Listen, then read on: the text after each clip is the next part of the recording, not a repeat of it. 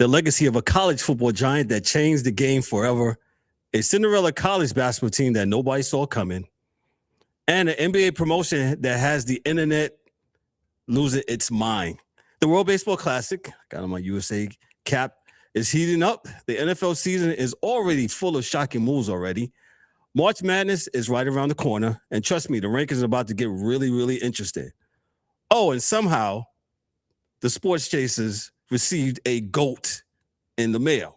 Yeah, you heard that right. So buckle up, lock in, get ready, because the most objective sports talk in the game starts right now.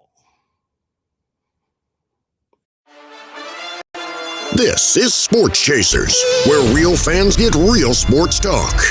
No hot takes, no narratives, just objective perspective, honest debate, and everything happening across the sports landscape. Now, let's join the chase.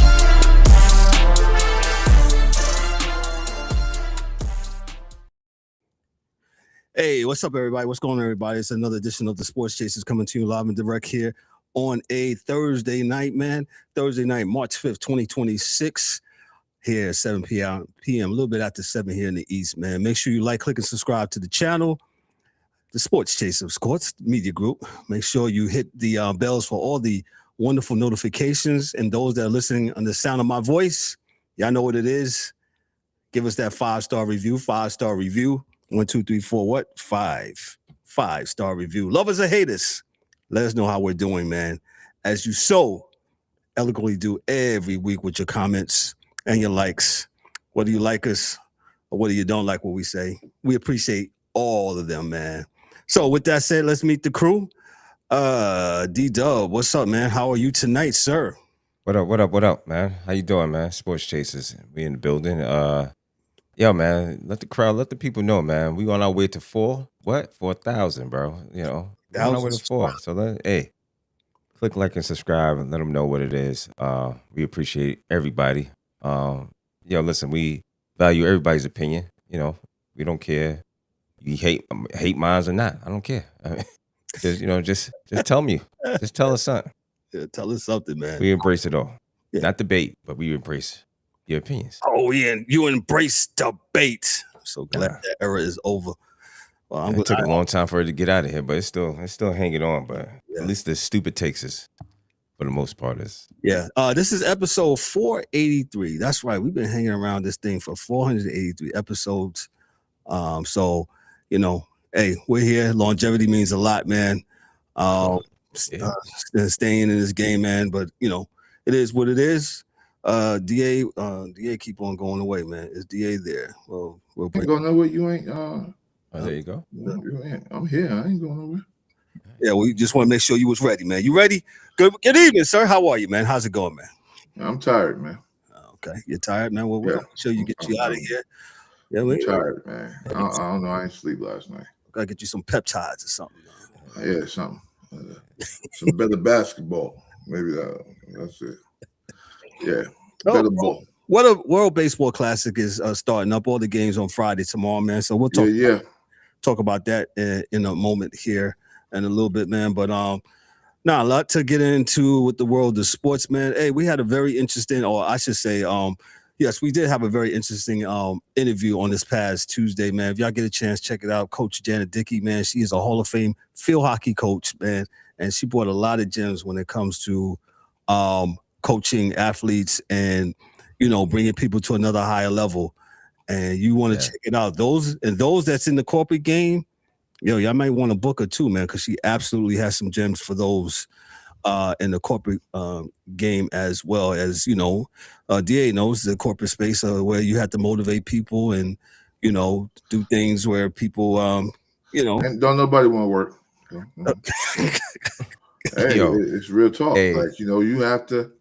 I mean, everybody, you know, you have a job. People want to work, but there's a lot of different political things that go on individually with people, man. You know, trying to get from one spot to another spot within the company. Motivation, trying to motivate themselves to get better every day, which is really hard, especially when you're thinking about, moving up to a different department and going back to school if you have to make more money. All these things are you have to be motivated to do so. And sometimes you might need somebody to help motivate you. If not motivate you, help you focus your thoughts and get you in the right direction so that you may be able to do these things, right? Because it's not easy. It's not easy to be 30, 40 years old and go back to grad school so you can get another position or get a certificate to do this or that. So, yeah, coaches, I think that world has been broached by a lot of great sports folks that have gotten into speaking to corporate people, and you know, it works. It works, you know. So I applaud everyone who's reaching out from the sports world and the corporate world, trying to help people get better and do better in life. So, and sometimes you gotta find that self-motivation, man. I mean, but sometimes it's not directed, so that's why the coaches are involved. Because you can be motivated, but if you're not directed in the right way, you know, and you're not focused the right way, you know, you may miss the mark. You know, I'm gonna do it. Don't know what the hell you're doing. So, well, that part, yeah, that's different. I think I'm speaking on, like, when I think about motivation, I'm like, you know, the bag is up there, so, you know, but everybody ain't got it like that. Everybody got that. Everybody want the bag. Not everybody knows how to get the bag. But the bag is elusive. I mean, you get the coach. That's what I'm saying. You get the coach, but I mean, like, if you know there's a bag there to get, like, that's the motivation. I guess that's what I'm looking at first, and then, you know, find me a coach or something for direction. Yeah, you're right. I mean, it's all relative. It's all. I mean, you know, because it's hard. Believe me, because everybody wants it. The reality is everybody wants it. Your competition is not just your city, your friends. It's global, man, because people work from home from all over the world. You know, people are doing the same things that you can do all over the world now, you know, and you know, the way the world situation is, nobody has any money. So everybody's looking at that bag, you know. So when you're competing and you're looking to get a position, just know when you get it, you probably knocked out 1,000 people to get it, no matter what it is, you know. So, you know, you know, so with that being said, a coach can help. It ain't gonna hurt. That's one thing. It's not gonna hurt you. It will, you know, at the minimum, it ain't gonna hurt you, you know, and they give you something, you know. So that you're 100%, Kevin. I hope she reaches into the corporate world, and because a lot of companies hire folks to do that all the time. So, yeah, Hall of Fame coach, man. She's been coaching the same university, the same high school coach for at least 34 years plus as a player and as a coach. So she has, you know, not left the community, and she's, you know, and it's a small school, and she's been able to, you know, make it go to record heights, man. So shout out to Coach Janet Dickey, man. If y'all check out the interview, man. It's available on our channel, man, on the interview sessions, man. So let's go to the sports stories of the week. When you talk about the pillars of college football, the names that shape the culture, discipline, and legacy of the sports, Lou Holtz sits right there at the top of the mountain. Tonight, we'll remember not just a national championship coach, but a mentor whose impact went far beyond the scoreboard. Legendary college football coach Lou Holtz passed away on March 4th on yesterday, 2026, at the age of 89 in Orlando, Florida. Holtz is best known for leading the University of Notre Dame to the 1988 national championship game with a perfect 12-0 season. He coached at 6 different college programs during 1988. 1988. I'm sorry, excuse me. He coached at 6 different college programs during his career. His career college coaching record was 249, 132, and 7 over 33 seasons. Holtz coached at the following schools: William and Mary, NC State, Arkansas, Minnesota, Notre Dame, and South Carolina. He spent 1 season in NFL with the New York Jets. Yes. He even tried to that was not a good look. From 1986 to 1996, winning 100 games at the University of Notre Dame. His 1988 team finished undefeated and won the Fiesta Bowl, securing the national title. Known as a master program builder, Holtz was one of the few coaches to lead multiple schools to bowl games and national relevance.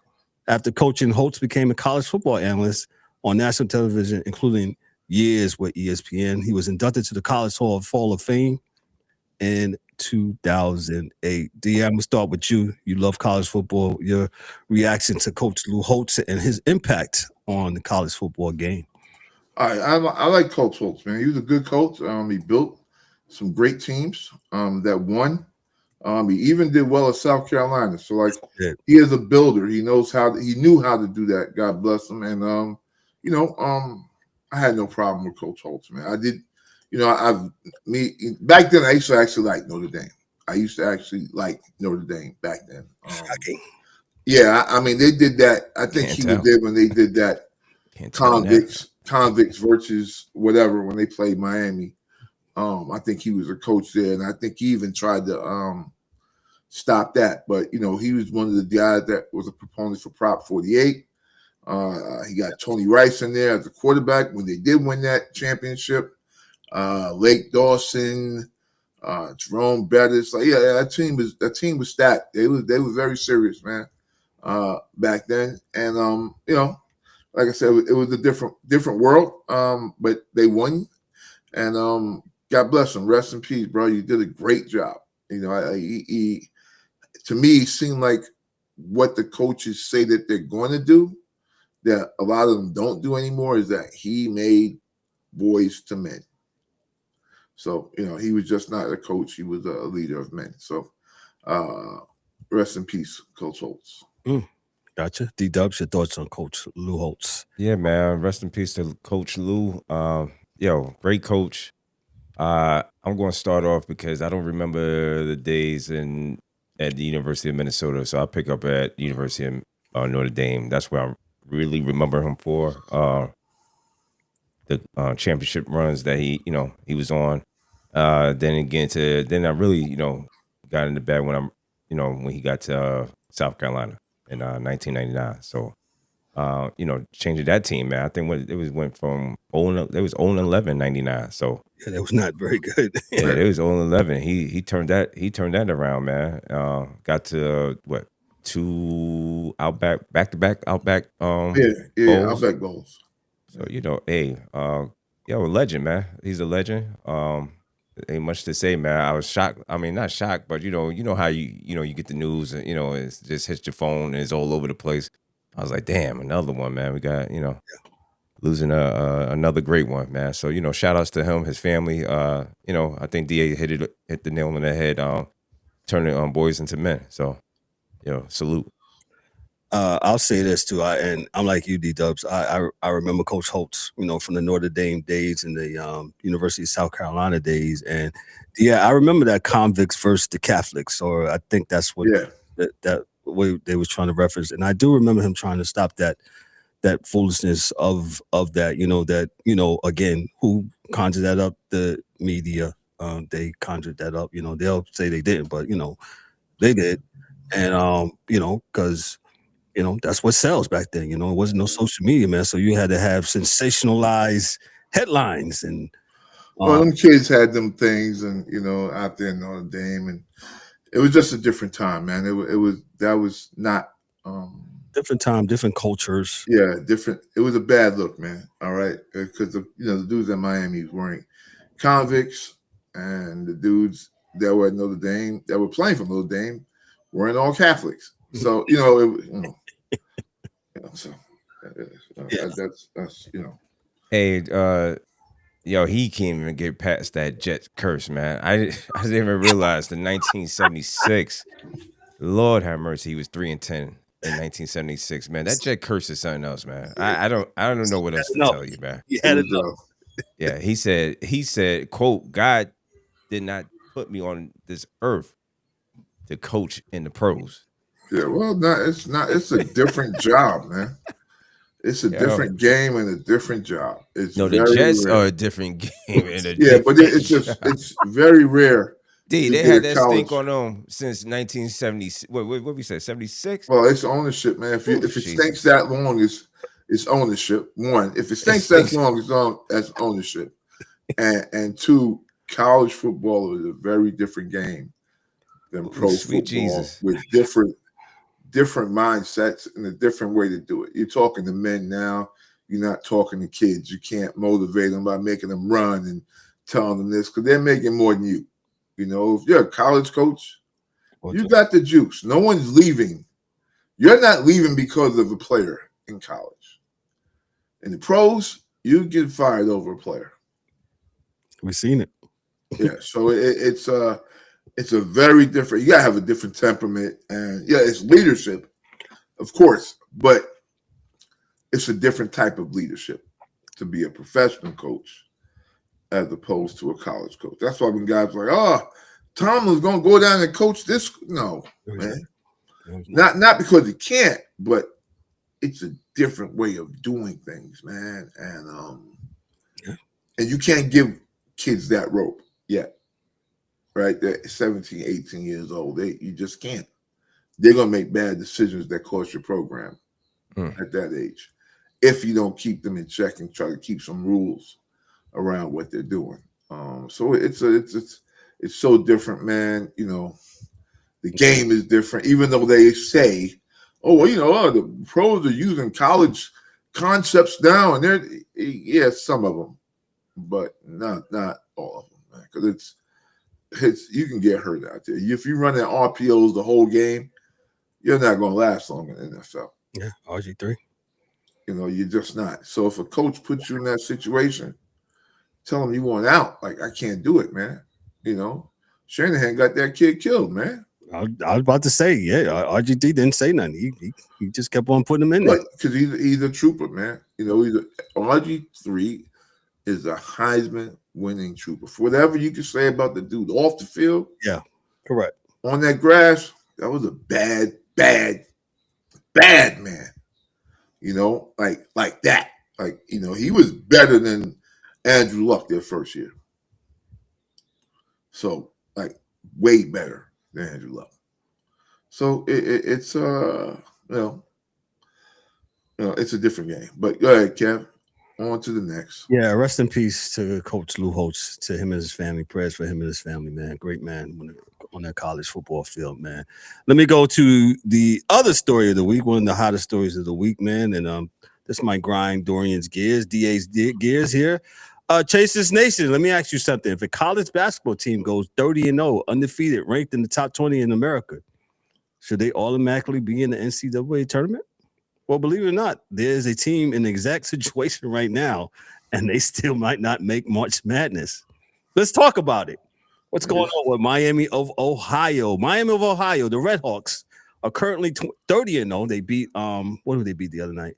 And ranked Dayton the other night, and they're ranked number 19 in the AP poll. Yet still may not be they still might not be guaranteed an NCAA tournament spot. Some analysts believe Miami of Ohio will only make the tournament by winning the MAC tournament, despite their undefeated record. Some of the controversies that begins is a growing divide between power conferences and mid-major programs in college basketball. Selection metrics such as the NET rankings and the Ken Palm rankings penalize Miami because of their weak strength of schedule. Miami's NET rankings is only 52, and their Ken Palm rankings is number 87, far behind major conference teams with worse records. By comparison, Auburn is 15-14. Yeah, and Bruce Pearlman was absolutely caping extremely hard for his son's team the other day. It was pathetic. It's ranked number 38 in NET because it was played one of the hardest schedules in the country. The Mid-American Conference hasn't received an at-large NCAA tournament bid since, get this, 1999, meaning mid-major teams often must win their conference tournament to qualify. So the debate also involves financial stakes, as each NCAA tournament appearance can generate millions in revenue for conferences. And this is from Front Office Sports. Eric Fisher, DA, you was chiming in. I'll let you go first on this one as well. You're a strength of schedule guy. I am, and they played who was on their schedule. There's nothing that they can do. Hey, hypocrite with basketball. It's the same thing to me. I let the computer do the story for me, so I can't. In my life, I would rather the computers do it. One, from football and basketball. Don't matter. You got 75 teams going in. They're going to make it in. They just may not get the seeding. You know why they're talking about this? Because there's not shit going on in sports this week. This is the only reason this is a conversation. It's an undefeated team in a mid-major conference. Yeah, they're going to get in. They may not get a 5 seed, or they'll probably be a 5-6 seed. I agree. Anyway, whether they win their tournament or not, because winning all your games, there's something to be said for it, whether you like who they played or not. And in basketball, since there are so many teams and so many schools, it's a little different than football, but you schedule who you can schedule. You get the games you can get. I don't think 3 years ago when they made up this schedule, or 2 years ago, I think it's 2 years in advance, they make their schedules up or get the assurances for their schedule, that they made up a schedule saying, man, this schedule here, we gonna kill them, boy. We can beat everybody on this team. You don't even know who's in your school from year to year. So you can't know your team is going to be that good. So I think that's the curve that's going to be given because of the way, at least in the last few years, the way kids move around, that, maybe they, now their team, I think, is a senior-laden team. I think they're going to do very well in the tournament. They may even be Sweet 16, or to the Final 8, Elite 8 type of team, because they're seniors and they're grown men that'll be playing against young boys. So I applaud that team, because going undefeated is hard. It's hard, and they did it, and they'll make it. And this is much ado about nothing to me, man. Really, it is. I mean, they just don't have much to say. I think there's nothing to talk about this week, rather. So this is big stuff. It's not. They're going to make it. Why would they not make it? D-Dubbz? Well, they would maybe not make it because the extremely weak schedule, they say, lack of quality wins, poor predictive metrics. I mean, I get what you're saying, D. I get it. I mean, 30-0. 30-0 should put you in, if you win the conference. I mean, every time we say you win your conference, you're in. That's all I know. You win the conference, you're in. So I don't know. I think I'm with you, D.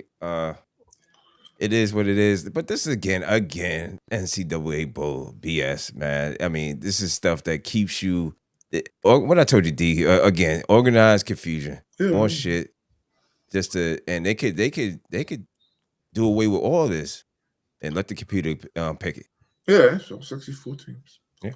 Not that hard. Go away with this, man. But Greeny will be on the mall yelling and screaming about Miami. And Cal Hurd to be talking his crap about it. And Nick Wright, those dudes to talk their crap about it. And much to do about nothing. Because, Kev, they won 30 games, dog. 30 games. Much if you win, you should be in. They could have played 30 preschools, B. They're in 30. Yeah. What are we talking about? I don't know. Other than, I mean, this schedule week, okay. I mean, they didn't make the schedule. They just played who's in front of them. Who's in there. And they play in the conference that they play in, right? They're part of that's their conference. That's their conference. So they play in Division I basketball, right? Yeah. Why y'all upset now? Y'all should have took care of this in the beginning. And this is not football. This was going to be a problem. This is not football. The reason why we say football is a popular sport, America, is because we know scarcity is what brings, importance. So if you only play 17 games, 15 games, 14 games, it's, every game is a lot more important than if you play 30 games, 35 games, right? So, yeah, if Miami of Ohio only played 14 games this year, they would not make it. They'll probably be that last seed from a small conference in the football tournament. That would be who they were. That's who they would be. But this is not football, so not football. Yeah, let's come on. Not football. Quit it, man. Let's quit it, man. Quit it. Yeah, I agree with you, bro. I just think much to do with nothing. You win your conference, you should be able to get in, right? You know, all this. How can I say all this? Hyperbole. This fake outrage. It's just. I mean, yo, where this story came from? This got to be out of the ESPN. No. I've heard people talking about it, but we'll talk about it. Let me give you the correct whatchamacallit on this. Okay, it's not okay. So yeah, it's just they give you the credit. Yeah, everybody's been talking about this. This actually came from CBS Sports. Shout out to CBS Sports, but yeah, this is nothing. This is from Front Office Sports. Front Office. And from Eric Fisher, from Front Office Sports, man. So, I don't think they won't make it. I don't think that'll happen. Yeah, man. Listen, I apologize that the schedule's weak, but it is what it is. They ain't. Like their schedule's never going to be strong. Like there's nothing you know what I'm saying? Because you got to play.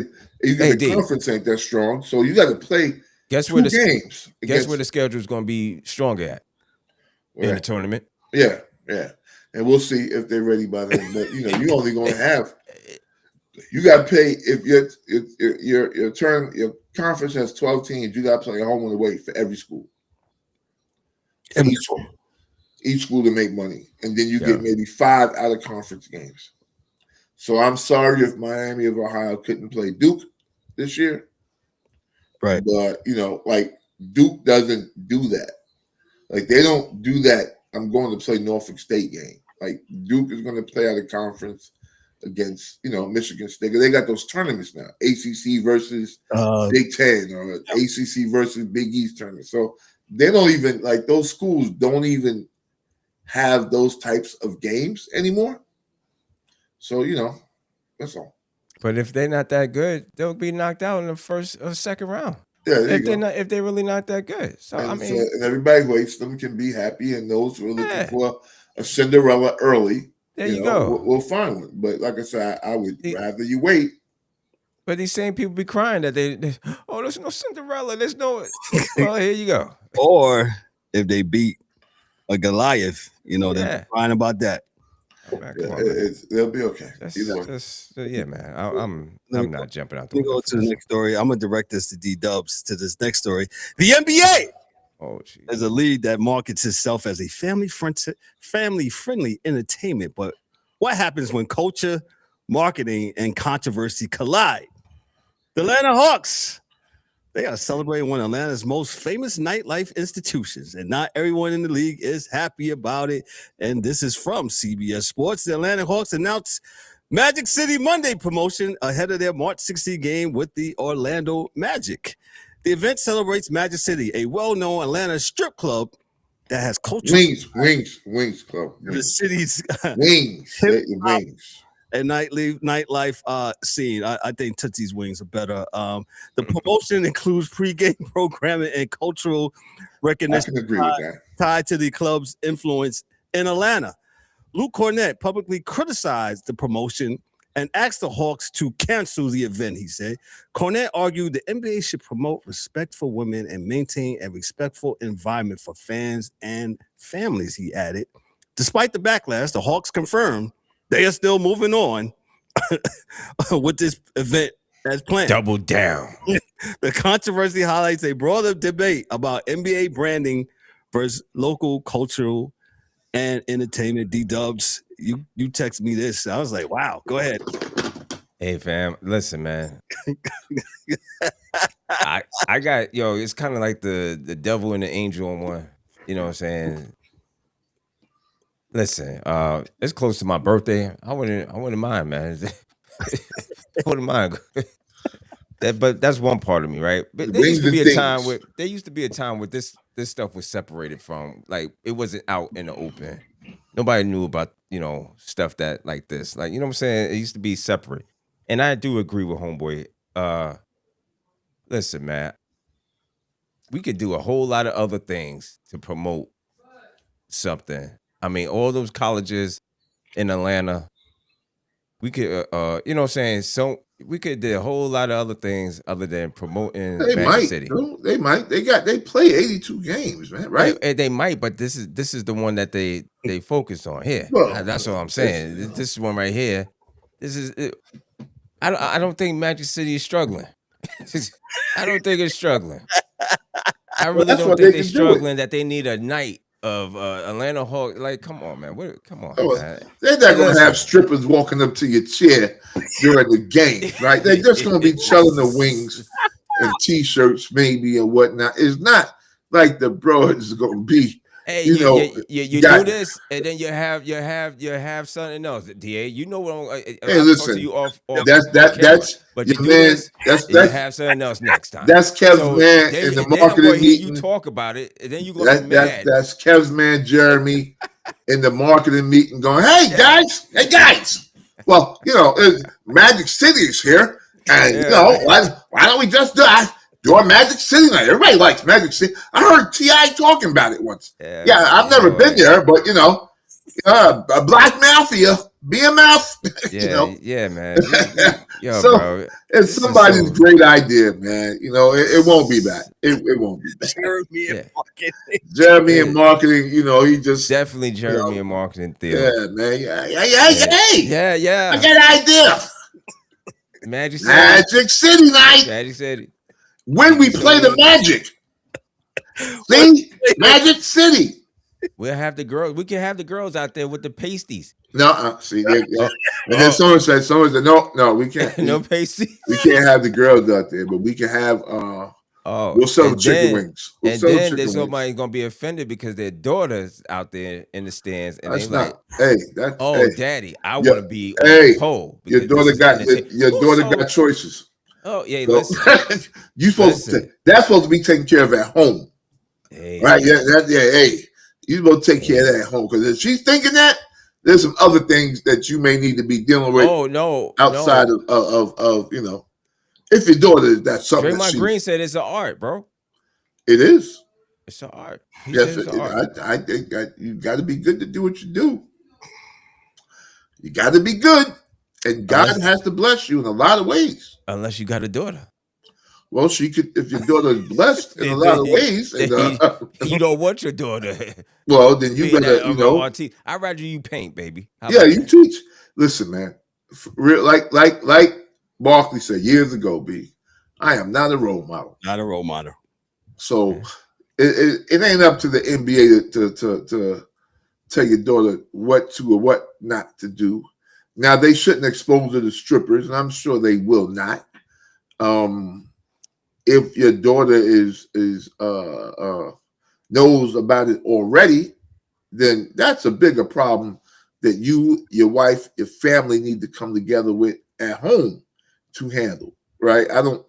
I still don't believe that. I don't believe that there's, music makes kids shoot guns and do crazy stuff or I don't believe in any of that. You're going to do what you're going to do in life. That's my opinion. You're going to do what you're going to do. Yeah, but you do be influenced, though. That's if you're an influenceable person. Shoot, we grew up with a whole bunch of gangster hip hop. You two are cops. Look how many people was influenced and then in jail. Yeah, well, they might have been in jail anyway. Shoot, they might have been in jail anyway. Yeah, listen, man. They might have been going there anyway. Yeah, man. My point is that man. There's a lot of people that did say throw their guns in the air and became cops. That's a fact. I was wondering. Yeah. Dudes was listening to Onyx and became cops. Went in the military. Did a lot of good things, but still, like me, be in my office, door closed, throw Onyx on. Yeah, that's a fact. Hey, sticky fingers. Yeah. It's a life, it's a life. Have a bad day, so get out of my way. It's the pistol second people. Hey, I guess the thing about it, I think that they could have found something else too. Oh, you gotta get Jeremy. Jeremy needs to get a new job. Yeah, one opinion. I mean, I wouldn't have did it. But listen, if I'm there, it's my on my birthday, the day before my birthday. Listen, I might pull up for some wings. Yeah, no, I might pull up to Magic City for some. I ain't pulling up to the game for no wings. Hey, Jonathan Kuminga is playing great, right? By the way, yes, so, but I can watch him on TV. Let me move on. Yeah, the NBA. Hey, they got this thing, brand versus culture, man, and I guess Cornette was trying to make that argument for. Hey, he may be right. Yeah. So. Hey, but you know what? I'm not going to kill it though, man, because they tried to kill Lou Williams over getting chicken wings. Lou Williams is a sponsor. He might be sponsoring this. Yeah, 1,000%. Shout out to Lou Williams, man. Yeah. Let me move on to the Major League Baseball 2026 seasons, starting in less than a month here. On the month of March, you got the World Baseball WBC going on as we speak. But let me just talk about this real quick. And this is from The Athletic. And whenever labor tensions start brewing in Major League Baseball, you better pay attention because history has shown us which owners and players start talking about salary caps. The possibility of a lockout or a strike is never far behind. And right now, with new leadership in the MLB Players Association, the stage might be set for a next big showdown in baseball. So Major League Baseball labor tensions are rising. As I said, collective bargaining. The CBA expires on December 1st, 2026. Bruce Meyer taking over for Tony Clark, now leading the MLB Players Association.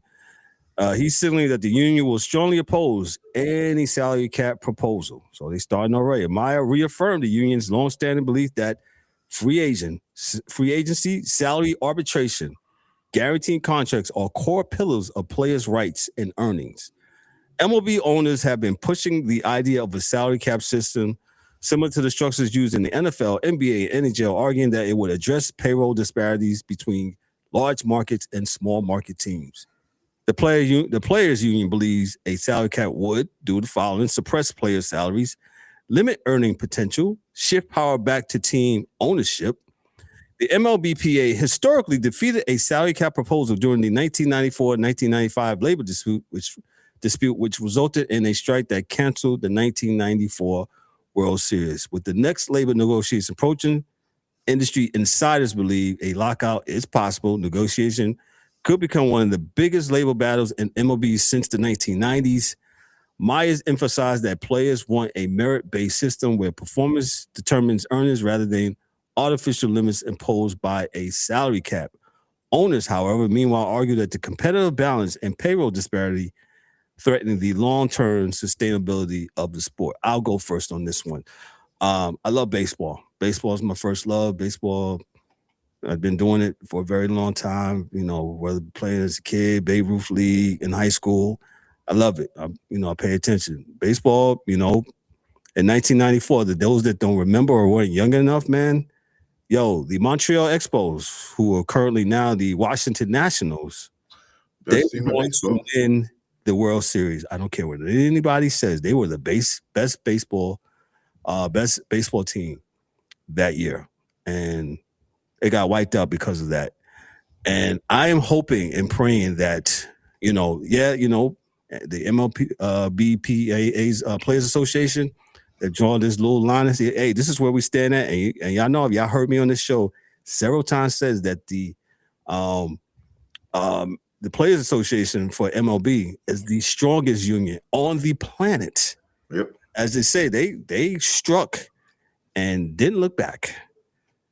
So with that said, now that they even make even more money, they could say goodnight to the 2027 season. I hope not. I hope something can be fixed.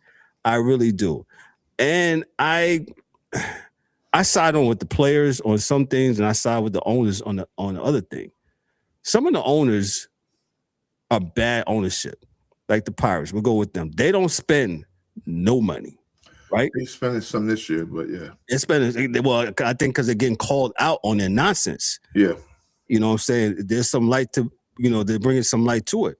Unlike Tampa Bay, who puts money, maybe not back all into the players, but at least into scouting and development. Yeah. I'm just saying, man. It works both ways, man. Y'all pocketing the luxury tax. I thought that was supposed to stop it. Nope. because the Dodgers are willing to spend, and some people think that's bad for baseball. I kind of come around with brother Al Clausen. You know, he's our baseball resident expert, and when Al explained it, I said, "Man, that makes sense." I said, "I can't be mad at the Dodgers. No, be mad at your organization that doesn't spend the money. That's any organization you're with, right?" That's the truth. So, with that said, you know, you guys are getting, I guess, what let's call it, for a better lack of terms, welfare, right? Y'all get money, and then y'all pocket it, and then y'all don't even put it back into the team. You gotta have a floor. I agree, D. You have to have a floor. You guys have to spend some money. Your teams have to spend some money. Gotta have a floor, man. And I know we're beating this to death, man. But yeah, you got to have a floor. You guys have to spend something. Maybe the players have to, you know. But I doubt it. That's been a long-standing thing since I've been watching baseball. Ever since, you know, those. If you do your history, go back in history, right? You remember the reserve clause. People don't understand the reserve clause, and Kurt Flood. Hey, the owners had the upper hand. The owners back then before the 1960s, before free agency, man. And man, they owned you, and they can do anything with you, cut you, whatever. I heard stories of where Mickey Mantle, they was like, "Hey, Mick, you hit 51 this year, but you hit 53 last year, man. We're gonna give you a pay cut." Yep. Go check it out. Facts. Go check it out. So now the pendulum has swung to the players. Yeah. And you know, go do some history. Marvin Miller, he started this as the players rep. He was an attorney. I forgot where at, but he was an attorney, and he flipped it to now where the players have they have all the power, so to speak. So when you had back in the 70s, when you had Catfish Hunter, Reggie Jackson becoming free agents, you know, people thought the sky was falling, but the sky didn't fall. DA, go ahead. Your thoughts on? That's pretty simple, man. There are both sides have good arguments. I just think in order to avoid a work stoppage, the two big arguments have to be settled on. You know, one is the salary cap, and the other would be a salary floor. Everything else in between those is pretty much small potatoes, as the mobsters used to say. You know, reality is if you got to have these owners, you know, have at least a floor that they're going to spend to, so that you have players playing, right? You can get players, and you can at least make it seem to your fans like you really want to win, and so they're not paying dudes that are out there busting their ass to win. But you're not paying, but they're out there playing every game, and they've got no chance.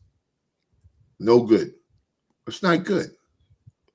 You know, so I would rather you spend some, and then the players maybe, you know, give up something along the lines of a salary cap.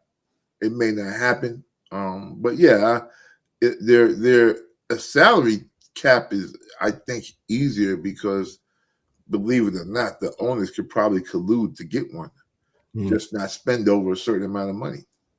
But they can't trust each other enough to do that, so that's why you have to have a salary cap. So, but again, it's kind of those are the two big issues. If they can get those two issues kind of knocked down, I think they'll be fine. You know, I think they'll be fine. They just have to get those two issues held together. At least they'll play. They'll negotiate through seasons. But those two items, I think, are the items that would cause a work stoppage. Yeah. Agreed. So I definitely agree. Where did D-Dubbz go? He went away. You know, it's, and I'll say this, and I said this on the dugout report with Al, that, you know, baseball has got a lot of momentum, right? You know, we used to have that belt to ask to the commissioner. Now, I think with some of the rule changes and the pitch clock, man, you know, baseball has swung back forward. He got rid of the shift. Yeah. And you know, we got some more offense in there. We got some more players are moving around the bases. We got some more hit and run, bunting, and stuff like that. Some player movement on the field, and you're not waiting for the 3-run home run or So we got some movement now. So I just wish and I pray that they will get together, start negotiating early, hopefully, and let's come to agreement and let's not let the momentum die. Because what happened at the 94, DA and me are historians when it comes to this stuff, Yeah, man. Yeah. Then what happened, right? We had home run derby. Yeah. Mark McGwire and Sammy Sosa. We had the Brady Anderson. Yeah, Brady Anderson went from like 5 home runs to 55 home runs. 55. That's a fact. Yeah. I was like, what is going on out here? Come on, stop. I know what was going on. MLB the show, you was like, oh, dang, Brady. Nah, I don't even think the show is there, but I'm like, Brady Anderson, and I remember the year before, and then he just had this tremendous hot streak, and it was he never hit 50. 10 yeah, so he was a leadoff hitter, so he was a slap hitter, and he got on base. As he was number one. He's a center fielder for the Baltimore Orioles, so that's what Brady did. So he's a fast guy. 50 home runs was, woo.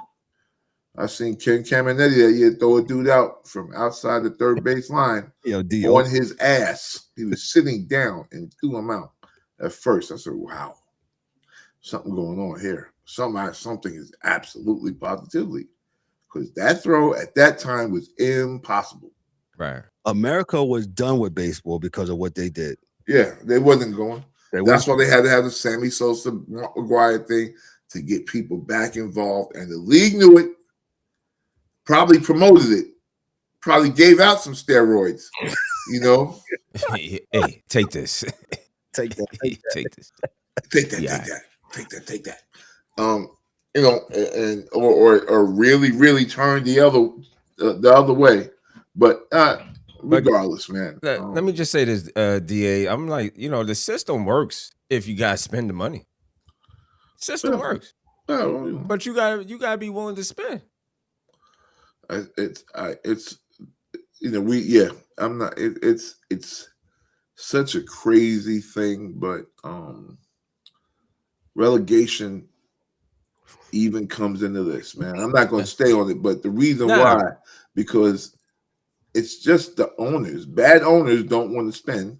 They want to keep the money and run it and it's fine. You running your business, you just want to get the profit every year.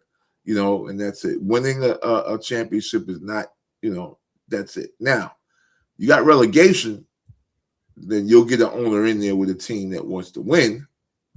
They'll spend, and that team that didn't want to spend won't get back to the majors anymore. But that's a different sport, right? So, but that's kind of what you need because there's nothing in sports to force an owner out. Unless, maybe you're that fool that was with the Clippers back in the day, they got rid of him. But, that's the one thing that, you can force players out. You get rid of coaches, get rid of scouts, get rid of the dude that does the field and the painting on the field. But you can't get rid of the owner. And that's the problem. Because if you got a bad owner, you're going to just have a bad owner. And you can yell, scream, jump up and down, do whatever you want to do. That's what you got. So yeah, I just don't understand all the crime, man. Yeah, Kev. I mean, it is what it is. They're gonna have to spend the money, and we, like you said, we might be beating a dead horse, but dog, this keeps on coming up. Yeah, definitely keeps on coming up, man. Let me go to. I thought Ryan was going to be here to do this, but I'm gonna go ahead with this story anyway. This is from Front Office Sports as well. March 5th.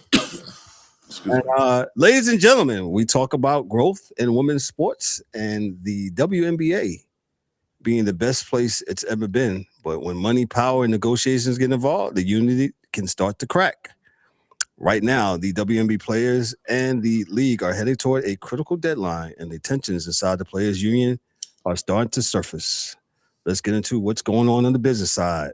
Here on the Chasers Post, the WNBA and the WNBPA are negotiating a new collective bargaining agreement, the CBA, with a critical March 10th deadline, 5 days away. The union previously unified players front is starting to fracture as tensions rise over negotiation strategy. The PA Executive Director Terry Carmichael Jackson says the league is responsible for growing frustration because negotiations have dragged out and placed pressure on players. Two prominent WNBA stars, Kelsey Plum and Breanna Stewart, sent a letter expressing concerns about communications and how the union leadership is handling negotiations. Some players believe there has been a breakdown in communication between union leadership and players during negotiations. Meanwhile, other players within the union say that they are unaware of the communication issues, suggesting the divide may not be universal across the league.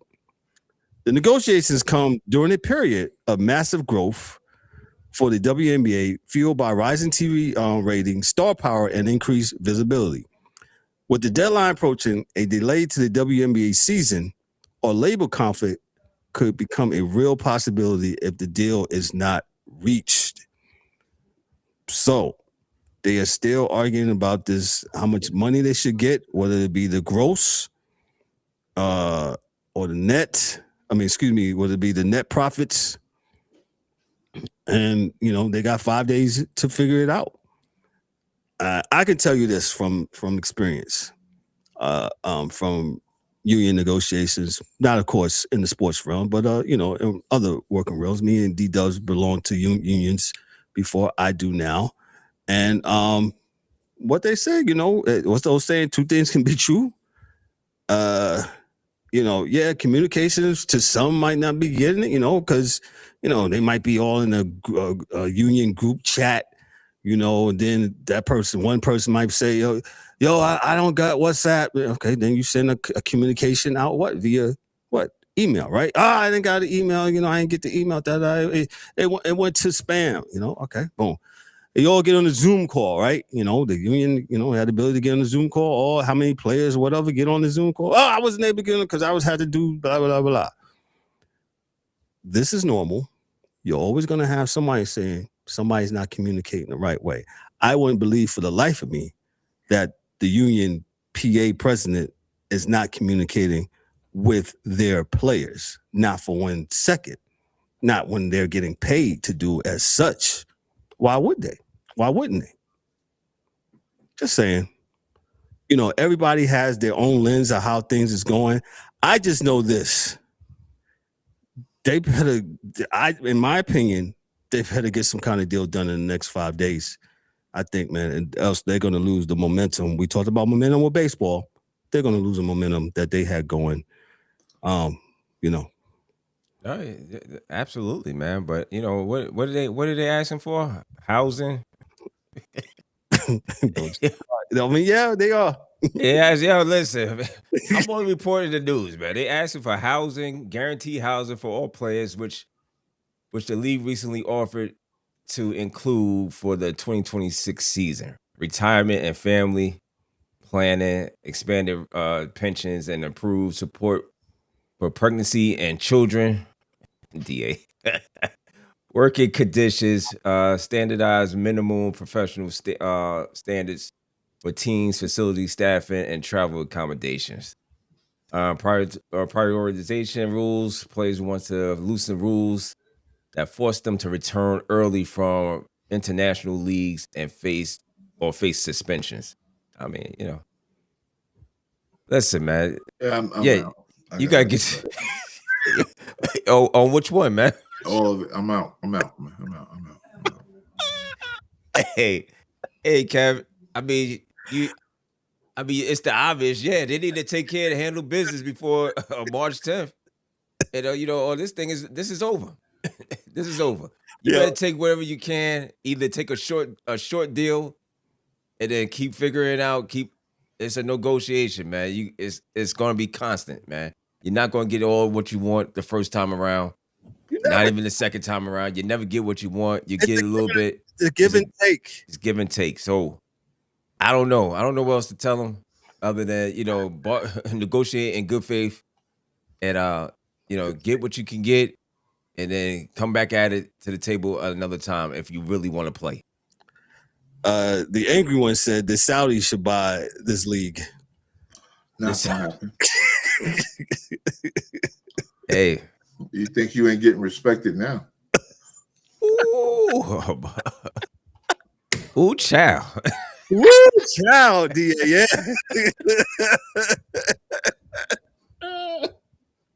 Oh, you got to make it fun of the W. No, we're not, man. Yo, what DA said was culturally facts. Yeah. Or you could go down to Magic City. I mean, I don't know what to tell you, man.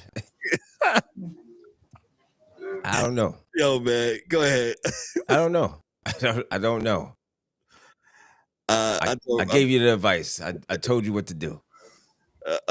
26% of they're wanting 25 to 26% of the share of the gross revenue before expenses, a significant increase from the previous system where they received less than 10. So they want like a 15-16% jump in revenue. The union is aiming for a team salary cap between approximately 9 to 12.5 million in 2026, which is dramatically higher than the previous cap. They want to clean, like D-Dubbz says, the housing, pension, and stuff like that. And then they want some long-term stability. I'm gonna tell you what's going on. Me and DA talked about this. I'm gonna tell you, it's the old heads that fight against the younger heads. That's what it's about. It happens all the time. It happens all the time. Right on. I just want to know, does the men in the NBA have guaranteed housing? And what is that? Ain't no housing allowance there. It's foolishness, man. This is stupid. I can't. I'm not. I don't. Hey, there you go, Brother Ryan. Well, Ryan's, but it's Ryan. Good evening, sir. How are you, sir? What's up, fellas? Can y'all hear me? Yes, sir. Yeah. We can hear you, Ryan. Ryan, we was just talking just on the tail end of, there's 5 days left for what they're saying that they want to get a deal done between the WNBA and the Players Association. They want something done by the 10th, so it won't impact the start of the season. Your thoughts on all of this, and how optimistic do you feel? You know my stance on it, man. To be honest with you, I really don't care. I don't care. I don't, man. Like, I don't care. They can talk about. Because they can talk about housing this, housing that, this and that. It all comes about the revenue share. That's all it is. That's all it is. Because if you make you don't have to live in a penthouse. So it's all about the revenue sharing. If they're not going to agree on the revenue sharing, then we're not going to have a deal. Everything else is just lip service. Mm-hmm. In my opinion, everything else is some of the stuff that they are requesting is like, okay, okay, yeah. Everything is just lip service, man. Like it's all about the revenue sharing, because that's where the players can make the most money, is through the revenue sharing. Period. And if they're not going to be on the revenue sharing, then we're not going to have a season, and it's just as simple as that. They have to meet somewhere in the middle of where they want to meet at, and call it a day. Nobody's worrying about anything else. So I really haven't given it much thought, to be honest with you, man. It's because it's all about revenue sharing. Yeah, just to add on to what you're saying, the players demand, the WBPA is asking for roughly 26% of gross revenue. Total money is coming from. Yeah. Go ahead. And to me, I mean that's feasible. Come on, 26% is feasible, but I don't know. But again, I don't know what the exact numbers are. We can all sit here and speculate. Oh, they're being too greedy. They want more, or the owners are being too greedy, or this. They're not going to tell us what the real numbers are. It's all lip service. But until they can, like I said, finalize the revenue sharing, then it's nothing for us to talk about. And to be honest with you, you know what I mean? Like, they try to cover it up with the housing situation and travel and this and that. if you can just come to an agreement on it. I know I keep saying it, but that's basically what it is.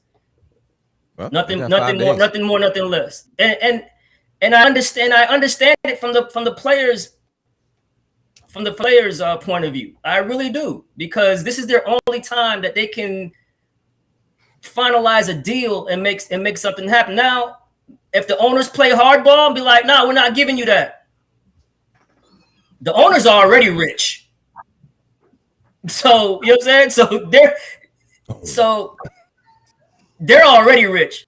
So can the players afford not to have a season? Are you willing to lose everything? It's like every other union. Some can and some can't. Right, exactly. So hey man, that's what I just said, man. They got to just get to the table and negotiate in good faith. Yeah. You got 5 days. If it doesn't happen, May 8th is not happening. Oh, that's to happen with all that's, and I'm not going to go into this because I really don't know much about it, man. But in every negotiation, that's the problem, right? So one group of the constituency can afford to not play, and there's another group of the constituency that can't afford to not play. So when you have that, you're always going to have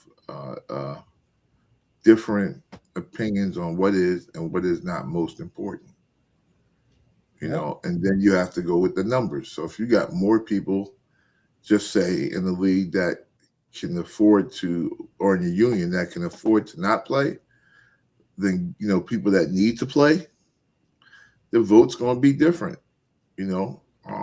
So I guess they have to kind of figure that out, man, themselves as to what they, you know, what they're doing and what they're not doing, because evidently there's a group of people that, you know, maybe some differing, you know, it's hard enough when you have the union against the bosses, but if you got any split within the union, then that makes it even harder. So I don't know, because I really don't, you know, stay up on it, man. You know, I really don't stay up on it. So it's I hope they get to play though. I hope they play.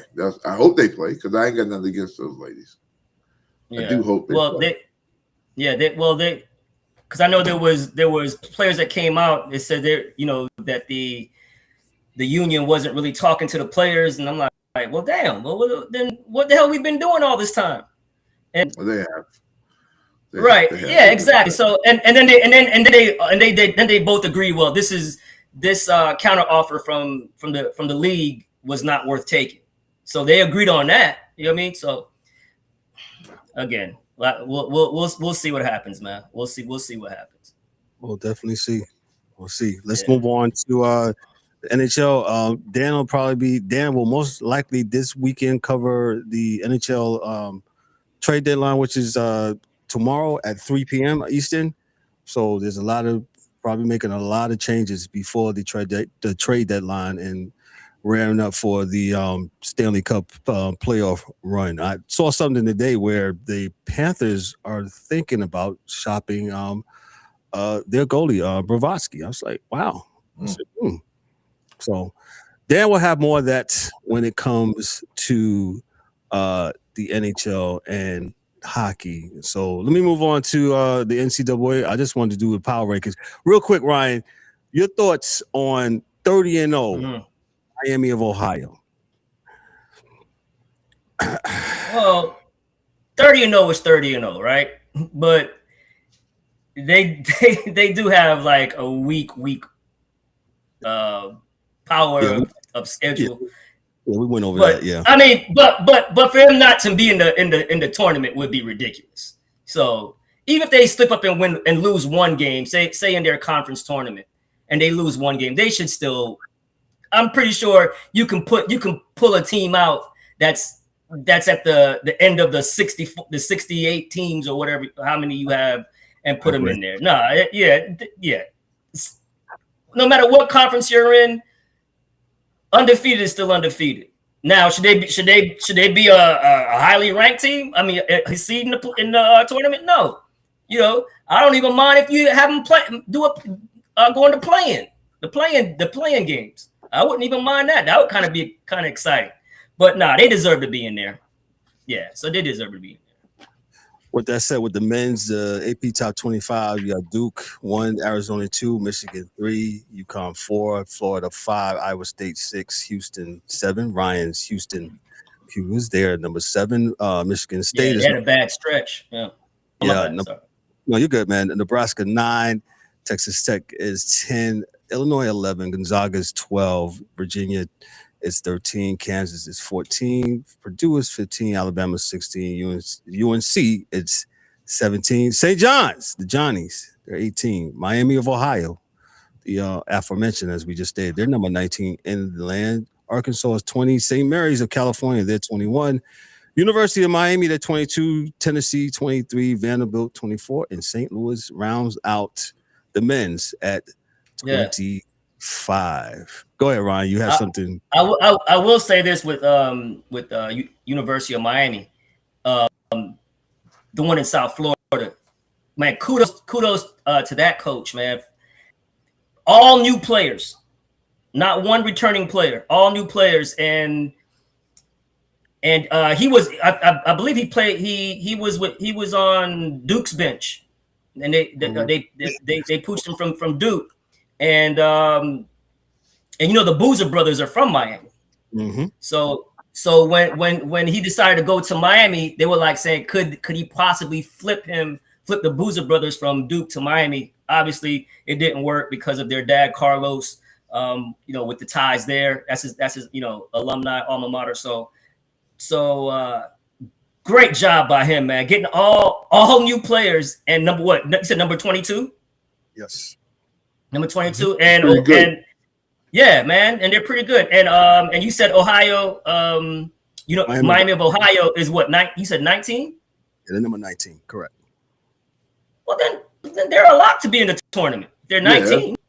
So I said, Ryan, it's just nothing to talk about this week. Exactly, it's just lip service, man. Yeah. I just couldn't understand the outrage, and I was like, all right, they're 19. I said they won't slip. I mean, if they lose one game, I don't see them slipping to 48 or something. They're going to get a 6 or 7 seed. They'll be fine. Yeah. Now, if they can't play against those teams, then they can't play. I mean, basketball is real simple. Throw the ball up, and you try to put it in the hole. Other team does it better than you, then you lose. That's all. It's really not that hard. Gotcha. Let me go on to the ladies' side. Speaking of undefeated, the ladies of UConn, they are undefeated. They're number 1 at 31-0. UCLA, they're 2. South Carolina, they're 3. Texas is 4. Vanderbilt is 5. LSU is 6. Oklahoma is 7. Michigan is 8. Iowa is 9. TCU is 10. Ohio State is 11. Louisville is 12. The ladies of Duke are 13. Maryland's 14. West Virginia is 15. UNC is 16. Kentucky 17. Michigan State 18. Minnesota 19. Baylor's 20. Texas Tech is 21. Georgia 22. Princeton's 23. Ole Miss is 24. And Fairfield, is 25. Ryan, your thoughts on the ladies and what's going on? Pretty much what you thought the season would go down to. I mean, you look at it, it looks like what it is the last couple of years. Go ahead. No, UConn stacked, man. If it wasn't for South Carolina is always stacked too, so I'm not going to take anything away from South Carolina. But those years South Carolina won the championship, UConn had a lot of injuries. Whether it was Page one year, AZ Fudd, and they're stacked, man. They're stacked, but South Carolina's stacked too. So we'll see what happens. And the SEC tournament is going on right now. So the SEC is probably the best women's conference, the SEC. So those games tomorrow during the day, check those out. Those are going to be exciting. Yep. Check out the ladies, man. Big up to Ohio State women. One of their stars used to come to the daycare, my crib, Ella Hobbs. So, nice. I hope to get them, the whole Hobbs family. They're all playing D1 ball. Brother's playing Tennessee football. She's Ohio State. The other one's going to Western Carolina. And the baby boy is a 6'8" 6th, 7th grader. That's not fair, but it is what it is. Yeah. Oh no, that's real talk. He's 6'6" in the 7th grade. I believe you. I definitely believe you. So gotcha. So yeah, a lot to look out. Like Ryan said, man, make sure you check out the ladies. Their tournaments, the conference tournaments have started. So March Madness is here, and it's it's time to play some basketball, man. Play some basketball. All right, Ryan, the WNBA, not the WNBA, the NBA, man. The Hornets, man. Hey, man, the Hornets, man. Fire again. So you can start with the. Go ahead. NBA. What they won? They won. They won. I want to say 6 in a row. 6 in a row now. Yep. It was like 13 before. By all like double digits too. Yeah. But remember, before that, they had another streak a few weeks ago. So they can that was something. I'm sorry, Ryan. I don't want to jump in there. No, you good. No, you good, bro. You good. But the reality is, people that watch basketball knew it was on the come, just because of the names on the team. And as weird as it sounds, in Charlotte, dude is saying Kneppel is the piece that pulled it all together because he don't miss jumpers. This will make that league, and he makes that. So he don't miss his shots, man. And because they knew that dude from Alabama was serious, right? Everybody knew that he could play. Miller. Ball is serious, and big boy got in trouble. That used to go to Villanova, but he's got his head right doing his thing now. So, and they're deep and they're young, and they'll run you out the gym. They will run you out the gym. They won't stop running. Sometimes it looks like Ball is Curly Neal playing for the Globetrotters, but the reality is that he's going more Metal Lock Lemon, but he's still going north and south.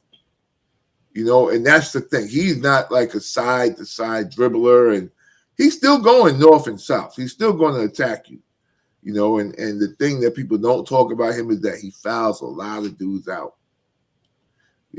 He fouls a lot of dudes out with the herky-jerky. So, hey, they're playing well, man. I'm glad to see that they're on the come, man. People don't talk about them much, but they are on the come. So, go ahead. Go ahead. I just want to shout out D-Dubbz because ever since that comment, remember from like about a month ago, they've been on fire. And not only that, like you said, they'll run you out the gym, but they'll D up too. Yeah. They got the athlete to do it. Yeah. Shout out to both of y'all. And I looked at you look at it on paper and you be like, there's no way in the world. And I'm getting back to that comment, Ryan, there's no way in the world that this team should be this bad. And it's like after that, that's when they went on that 9-game winning streak. And it got was more than that, right? I think it was 9. It might have been 10. And then they got knocked off by, I believe, Detroit picked them off. Yeah. And then here they go again with the 6-game winning streak. But kudos to them. But what I'm looking at is down. Shout out to Atlanta. They made this. They got Jonathan Kuminga, and Kuminga looks great. That has changed around. So he's a monster, though, man. You got 9 and 10 going in. You know what I'm saying? These guys, they play. It should be down the stretch. Should be very, very, very good basketball. But Ryan, go ahead, take it away. You got it. Let me just get Ryan his foot. Ryan absolutely was an advocate for Kuminga, man. He sure was. Oh man. Yeah, Steve Kerr. I just didn't understand it. Like you're lacking wing depth and someone who's athletic. Their whole thing was when we have Jimmy Butler and he can't really Draymond and Steph, he can't really do play to his strengths. Okay, but that's where coaching comes in. These guys are long in the tooth. So you need that young athletic wing. The guy wasn't asking to start. The guy I just want to play a little bit. Dude, okay, if he can't play with Curry or with Jimmy, okay, when they go to the bench, you put him in. You just let him go to work. And that Atlanta team is long, athletic. Man, they're athletic. They have McCollum who's going to be good for them. That's a veteran guard. Yeah, great. Yeah, so I think right now they're in the play-in tournament right now. Yes. If the season, they got number 10. Yeah, I think they got number 10. Yeah, absolutely. 10, so Charlotte's 9. So that's what I'm saying. That 10-9 deal. I don't think they're going to both be in 10-9 when the season's over, though. So I think they'll both move up. So you think so? Because I don't know. The Magic and Heat are starting to come around. That's the thing, is the Heat is starting to play. So and by the way, not to cut you off, DA, but I did. The Heat and the Hornets actually play a very important game tomorrow night. That should be a good one. Charlotte. So and I had 3 people text me in Charlotte. They say, "Hey man, y'all better big up the Hornets, man. I'm going to the game tomorrow, man." So they're supposed to be a sellout tomorrow, man. And shout out to Charlotte, man. You know, support and get behind the Hornets. You know what everyone talks about though? Them Raptors, man. Nobody talk about them, man. You know why they don't talk about them? Because every time they play a good team, they lose. Mm-hmm. Yeah, but they win the games they're supposed to win. So that's true. But at some point, that's why nobody's talking about them, because they know come playoff time, they're not going to beat these good teams. Yeah, they're just inconsistent. They're super. Yeah. I don't think they're inconsistent. They just don't think they're good enough to beat the good teams. They're just good enough to beat the teams they're supposed to beat. That's all. Right. They don't have many surprises. You know, like they don't like, and that's until BI jumps into the role of being BI. You know, he's got to be that dude. You know, Brandon Ingram has got to, because he can. He's just got to. But he has though. He has been that. Because him and Scotty Barnes is good size. Those are 2 good players together. RJ is playing well. You know, I don't know where it's going to come from. Quickly. They may have to bring somebody in, you know, another player to make it pop. But yeah, they got to do something. All those players are good, and they're going to be a good young team. Yeah, I love Jamal shut off the bench, backing up quickly. I love that. So they have the piece. I love Pirtle, a good big. So they have the pieces, right? But it seems like they all want to play in the mid range, and it feels like it's just a lot of the same pieces. You know what I mean? So well, at least a lot of the same spots. Right, and what's hurting them, right, is Grady Dick. He was supposed to be their guy that can shoot from the outside, because coming into the draft, he's not even getting minutes. Coming into the draft, he was slated as the best shooter in his draft, and he's just not contributing. So I don't know what happened to him, man. You know, he was pretty good for a year or 2, unless he's hurt. I ain't not saying it, but you know. He had a good start. He had a good start to his rookie season, but he just, that 3-point line in the NBA is no joke, man. It's no joke. You know what I'm saying? Like, you might be he looked like he doesn't have the strength for it. So so where he was effective at the college 3, he might not have the strength to shoot consistently at. They ain't got none of them, because, you know, we thought RJ was going to be, but RJ is becoming into a better scorer overall now. You know, he's not a shooter. He's a slasher. But RJ is he's settled into 16, 17 points a game role. So, you know, it is what it is. You know, we'll see what happens when Prescription P gets back with Philly. We see what they turn into, because they got pieces too over there. That Cleveland thing is real dangerous, though, man. Cleveland's real dangerous. I love the moves they made. So, getting Shooter, getting Ellis, getting Harden. Now their backcourt is solidified, man. And like I know we've talked about Harden unlocking bigs. He's been doing it his whole career. So that's a scary team. And their rumors is Tatum might be coming back soon for the Celtics. Tomorrow. That's what. It's not a rumor. He'll be back in. Well, let's hope it works out for him and he doesn't re-injure himself. Yeah. Kevin Durant did that. coming back too early and then getting hurt. So I hope now he's a heck of a player, but it's going to take him some time. But he's a hell of a player.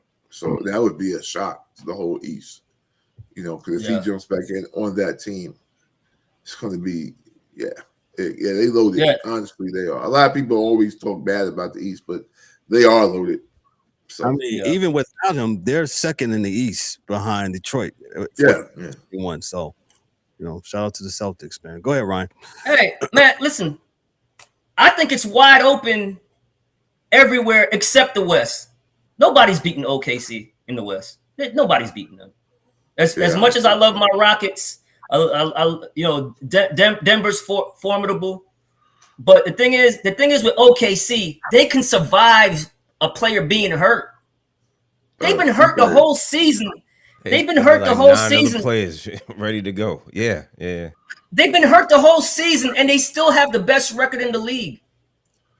Nobody. Yeah, nobody's touching them. A few players they can. Nobody's touching them, man. So it would take a Herculean playoff from Wemby to get past them, or Joker, I would say the Joker. But I see in the comments the East is loaded. Yeah, I mean, loaded. I wouldn't say loaded, but they got one. I really do believe that. No, because here's why it's loaded.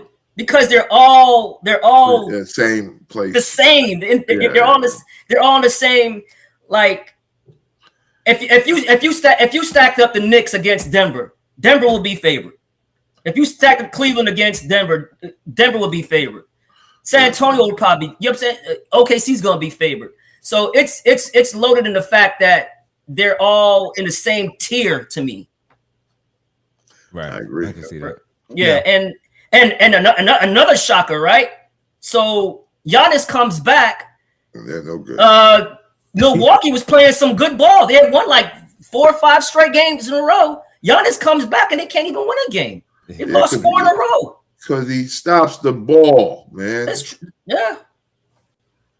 He stops the ball. Oh, I don't know why. Stopper? I don't know why cats can't see from the bench what the team is doing when they're not there, and then when they get there, they I gotta get the ball and dribble 8 times. Man, stop. The ball moves faster than dribbling, man. You learn that when you first start playing basketball. Get up off that rock. Move your feet and you'll get it back in a better position. That's not that hard to understand. But I do think there's only one team.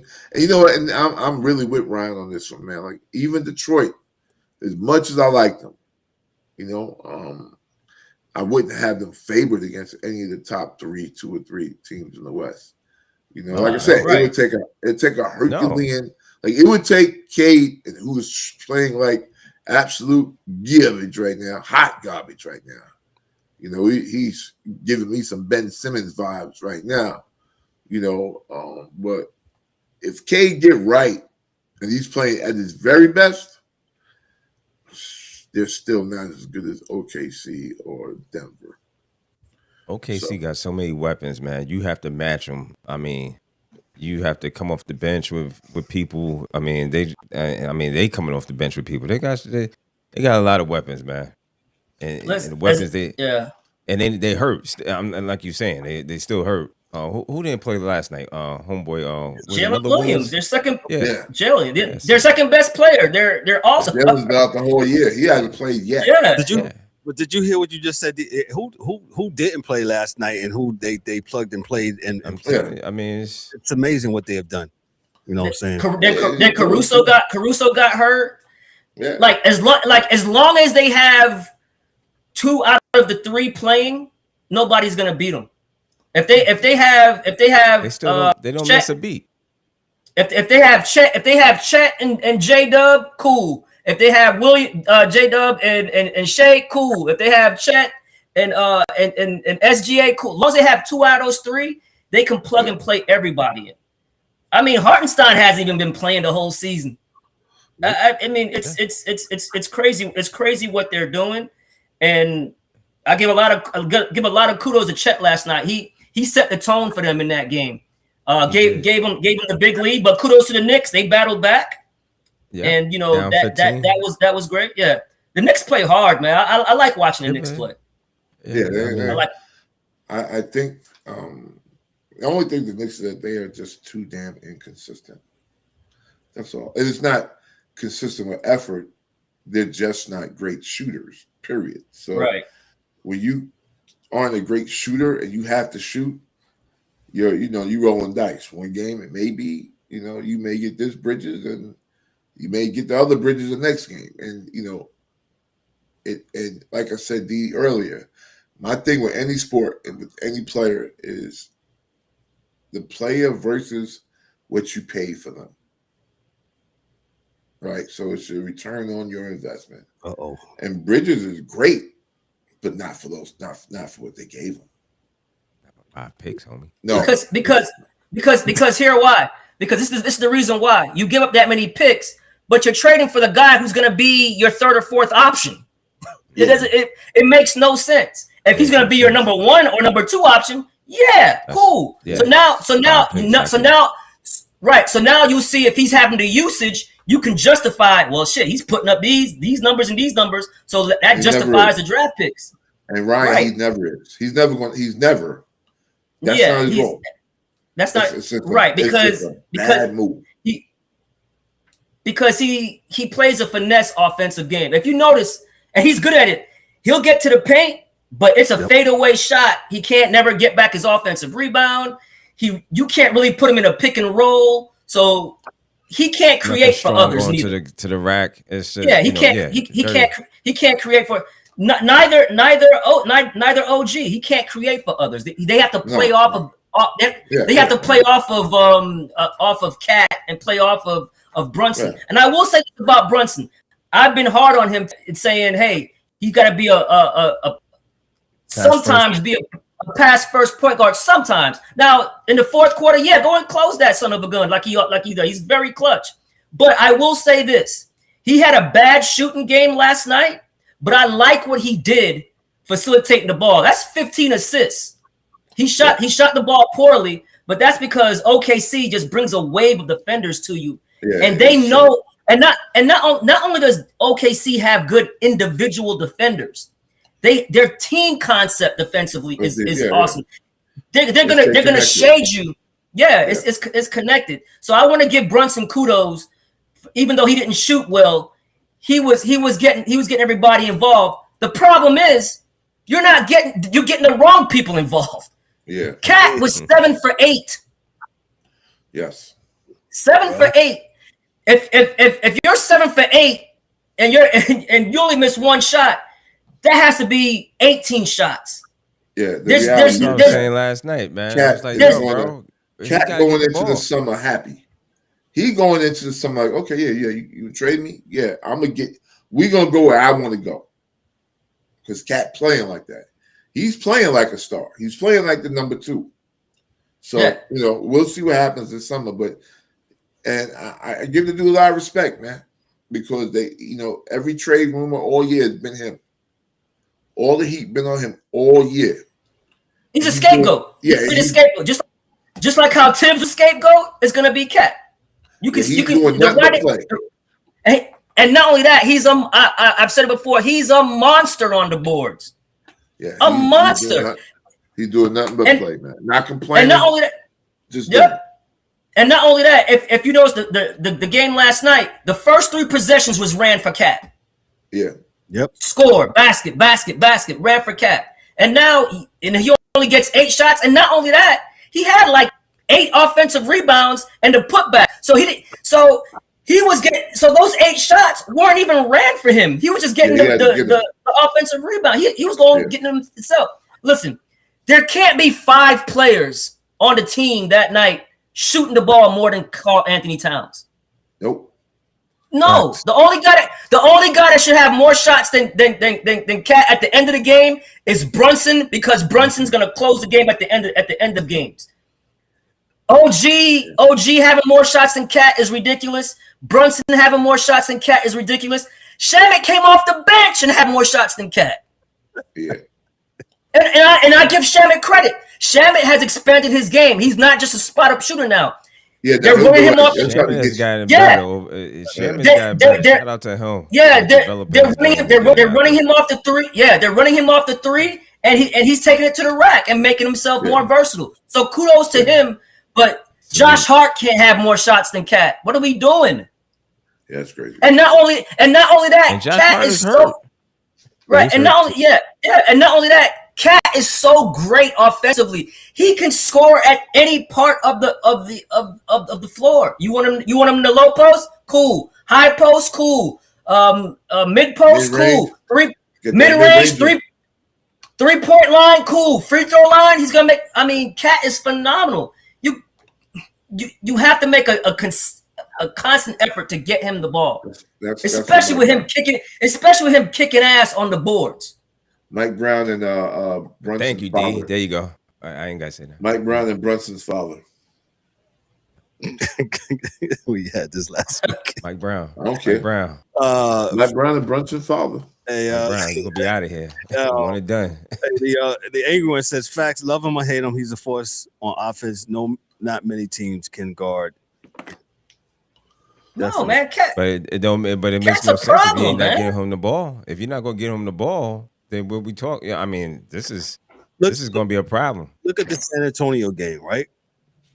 I'll just say that, right? They started getting them involved, and even the game before that, started running some playoffs. We absolutely can do this, huh? We can do this, man.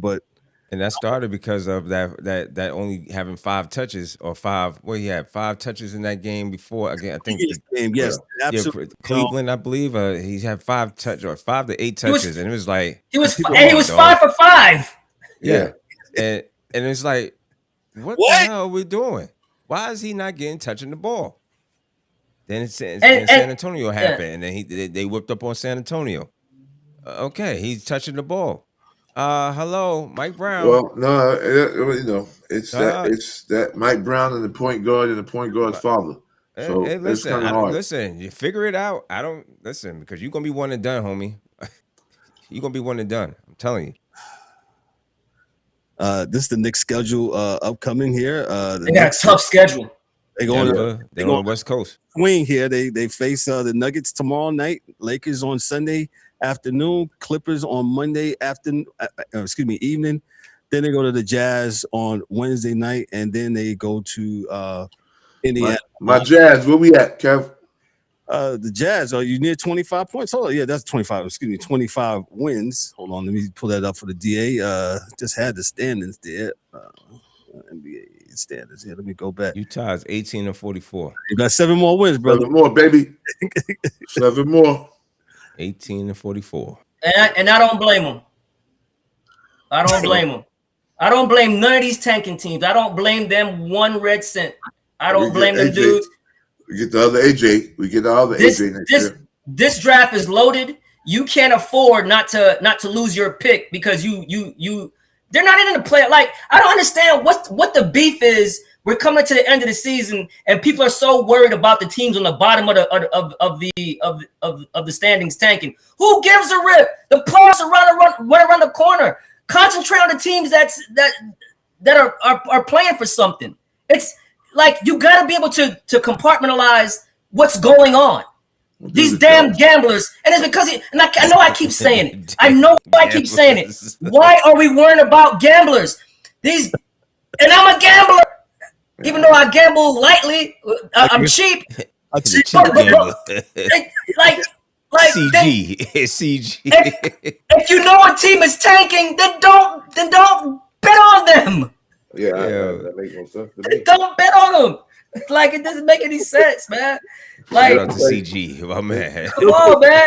Real quick before we go, I was listening to a podcast the other day. I want to say, Mike Mills, what's his name? The former Knicks coach. He was the Miami Heat's assistant coach for the Fizdale. David Fizdale. They asked him, "Hey, did you tank to try to get who was Zion?" He's like, "Hell of course he did. He said, "Hell yeah, we did."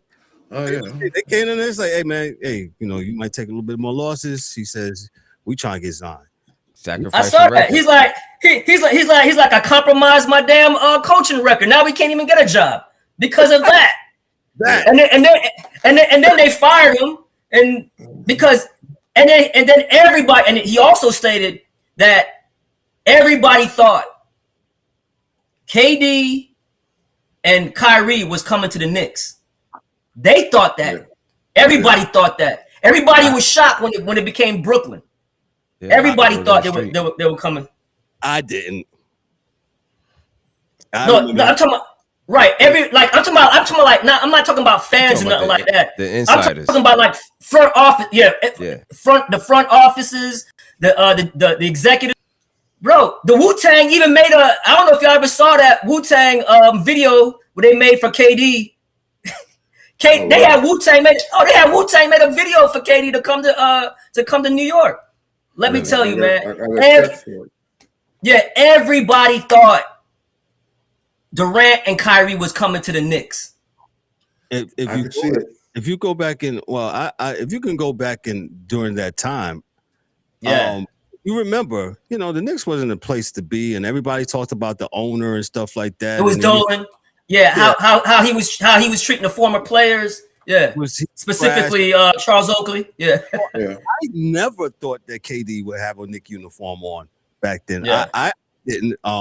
So when he didn't come and he went to Brooklyn, I said, I'm not shocked. I'm not surprised because of how the Knicks were the last 20 some odd years, how they sucked and how they, like you said, Ryan, how they treated former players. And, this was probably before Charles Oakley got tossed out the garden by Dolan and his security man. But, right.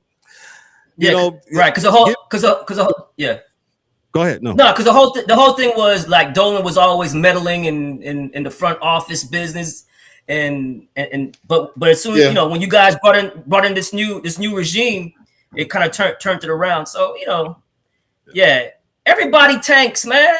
When you know that, hey, we have to secure our pick, because now, as you're seeing now, there's all these protections on your pick, right? Yeah. Like, hey, if we fall here, we lose our pick. So you cannot. It just doesn't make any sense to win games when you have those protections. It doesn't make any sense because there's no free agents that's going to Utah. None. The Lakers don't have to have a top pick because the Lakers are always going to get the top free agents. So they don't have to do that. These franchises like Memphis and Utah, when they have a chance to tank, they have to. That's the only way they're going to succeed. The Charlotte Hornets, they've been bad for so long, and now look at them now. Detroit Pistons was bad. Now look at them because they tanked. The Rockets, after they traded James Harden, they tanked. Yeah. That's the only way to do it. So you have to just as a fan, just know, look, man, you have to see the landscape for what it is. That's just what it is. It's been going on. It's been going on since the 60s, man. Tanking. I'm a part of tanking. I love it. I want the Giants to tank every year, just about it. I mean, finally. Translation for anybody: Santa Claus is not real. Oh yeah, that's pretty much how we equate that, man. Well, not really, but people are outraged, and you're right, Ryan. The bettors, especially now that betting is pretty much every day part of our daily life with the cell phone. Yeah, bettors are outraged every day about it. Anything else? We went over a little bit. Anything else? What's going on with the NBA before we cut out of here, Ryan? I was kind of shocked, man, for March 1st, where teams could release players and then other teams can go and get buyouts. Not a lot of teams cut anybody, man. That was shocking to me, man. I thought players was gonna get bought out, like a Drew Holiday. To name a few players, DeMar DeRozan. Yeah, exactly. Exactly. DeRozan. DeRozan on the squad, but yeah, go ahead. Yeah, DeMar DeRozan can help a playoff team because he can get a bucket. Get the buckets. And you know, so I was very shocked that there's not a lot of buyout candidates this year, and I thought there were going to be a lot. I know Lonzo Ball got bought out, but they're saying that he might not even play in the NBA again. They say he might just go overseas. Wow, like nobody, like, yeah, I don't. He rapping with man, I like Lonzo, man. He seems to be healthy. No, Lonzo's playing well. He played well last year. He played with Detroit. So I mean, what? No, Cleveland. So yeah, I mean, I like Cleveland. Yeah, Cleveland waived him, and nobody has signed him. That's what I was about to say. Cleveland. So what's the deal with that? What happened with that? I just don't feel like teams in the NBA believes in him. They don't believe in him. They believe he's damaged goods. But the thing is, he's so good at facilitating the rock. You know what I'm saying? He's so good to get. He can get teams into sets. I'm not saying to start him, but to play 10, 15 minutes to get you in your sets quicker. Hell, I think Houston could use him to get him into sets and get Durant the ball where he doesn't have to be up top of the key, turn the ball over. You know, it's just I think he's just fell out of favor with the league, man. And I don't know what happened, man. Kid can play defense too. So, but he plays defense, man. Yeah, it's what it is, man. So, hey, well, I'm gonna bet. I love you guys. All right, brother. Breaking news, though, before you get out of here, DA, the Bears have reportedly traded DJ Moore to the Bills. So they were looking for that. They were looking for a receiver, so which makes sense. So, yeah, like I said, and I'm going to bed, but this is why, like I say, Kev, I just wait to hear what the hell the guys say. AJ Brown's supposed to be going, right? AJ leaving. AJ ain't said nothing yet. He may like Philadelphia. He may like cheesesteaks. He may be fine, right? So, you know, because it was Philly. Was going to get rid of him to Buffalo, or are you going to send him out to play with what's that? New England, Buffalo. And down, you know, I'm like, listen, he never said he wanted to go. That's why DJ Moore fell out of favor in Chicago. Because DJ Moore and what you call him, Fields were doing their thing together, but it just didn't match up with him and old boy that's there now. So good receiver though. Good receiver. Diggs got released yesterday, I believe. Yeah, they just didn't want no problems. Yeah, and there weren't any problems yet. Keeping it real. It's just that with they got ahead of it. They got ahead of it. Yeah, they said we with a young locker room, young quarterback, we don't need that. Yeah, you and your baby mothers can bounce out of here. Yeah, so definitely. And for what I heard, and for what they said, he was great for them in the locker room. He was a great teammate. Yeah. Definitely. DA, thank you, sir. That was your partner shot. Thank you, sir. Yes, sir. Let me go to D-Dubbz. Your partner shots before we get out of here, sir. Yo, World Baseball Classic, man. Check that out. This I love week. that. It's gonna be fun, bro. Gonna be a good one. That Dominican team is loaded. Yes. Yeah, it's gonna be really good. I'm Pena's out though. In. Yeah. Pena, the shortstop. Pena for DR. Yeah, they just he's out. He's out for the because they call them the deepest team. Yeah, very much so. They are Dominican team. Yeah. Gotcha. So, anything else, D-Dubbz? Nah, man. Enjoy the weekend. My bad, D-Dubbz. Everybody be safe, man. No, you good. Nah, you good, homie. Ryan, what you got for us? I've been kind of taking up the slack for you when you're not here with that. What's the day in sports history and stuff like that? Oh, so, damn it! Dad, I don't have one. Anyway,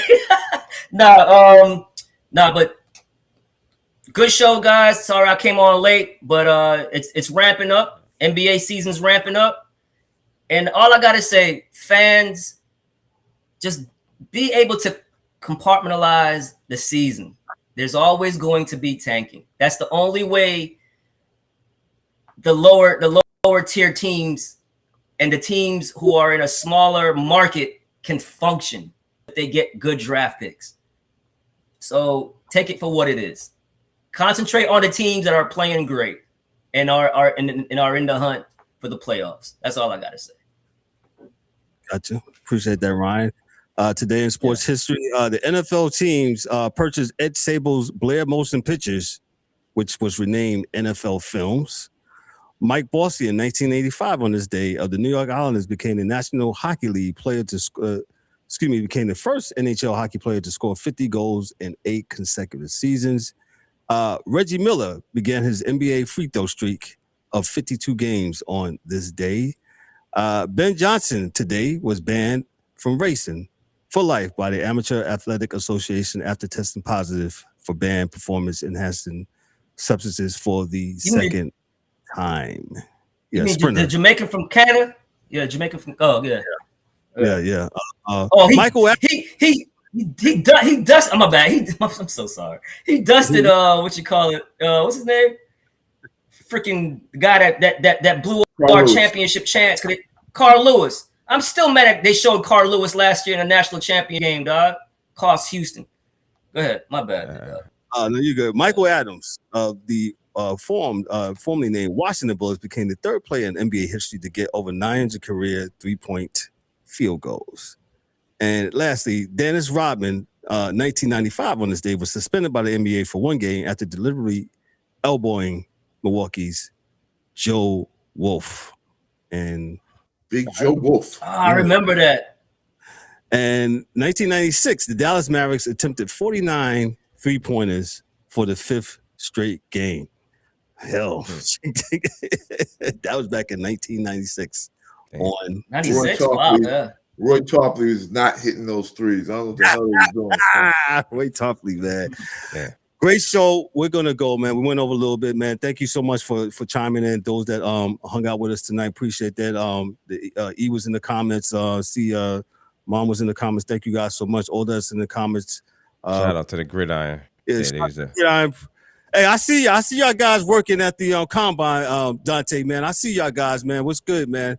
Y'all guys keep on doing your thing at the Gridiron Apex, no longer ECG. They are called the Gridiron Apex, man. So shout out to my boy Dante and the whole crew over there at the Gridiron Apex. We're going to get on out of here on behalf of myself.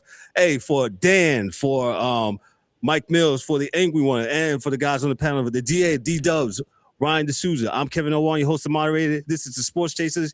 Y'all be good, be great. Have a blessed weekend, man. Yo, we'll catch you on Monday. Peace. You've been locked in with Sports Chasers, where conversation doesn't follow trends, it follows the game. If you rock with the discussion, tap in, subscribe, and join the community that keeps sports real. Until next time, stay locked, stay sharp, and keep chasing sports the right way.